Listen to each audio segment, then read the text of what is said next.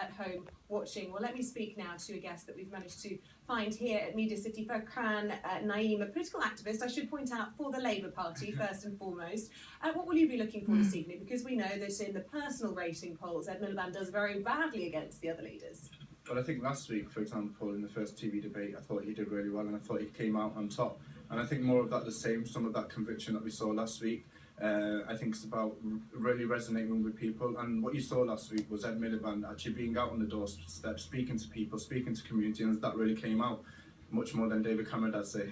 In that debate, though, last week with Jeremy Paxman, a lot of really personal questions. Some said too many personal questions, but he does constantly come under attack. Do you see him yourself as the man to lead the Labour Party? Are you pleased with the choice of leader that you've got come May the 7th? Absolutely. I think everyone's got behind Ed Miliband ever since he came in power, and I think what you've seen over the past 4 or 5 years, he's grown into his role, and I thought last week was really the tipping point of what Ed Miliband was, and I saw last week a future Prime Minister there sitting down speaking to the nation.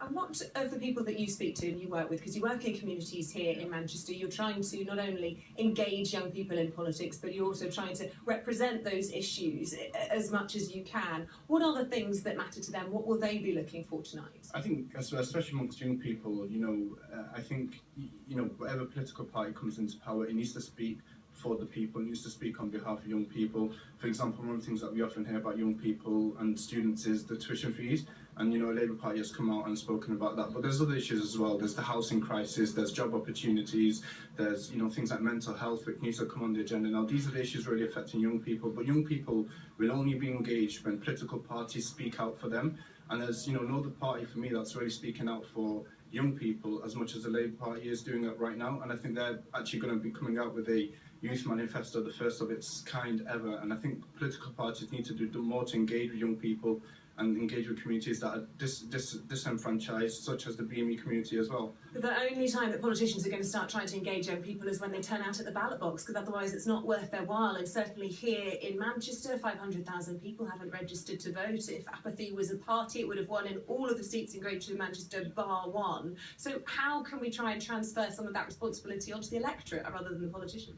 Well, I think you can only transfer that responsibility onto the electorate when you speak for those people. If you're not engaging with those people, you're never going to find that group of people being involved in the first place. And I think in terms of that vote apathy, it's not just in Manchester that we see it right across the spectrum, people feeling disenfranchised, not getting involved in politics, but it's only when political parties come out, reach out to those communities and speak out for those communities, whether it be young people, BME, women, people from disabled backgrounds. When it comes out and speaks for these people, that's when you will see these communities coming forward and together being part of the political process, adding into kind of some of the policy issues and being there at the forefront of the debate. Okay, well, let's hope we can see the political leaders cutting through and making some meaningful comments. Furqan Naeem, really good to talk to you. Thank you very much. Political debates this evening, of course, very, very important. But unfortunately for all of the leaders, they've got a full day of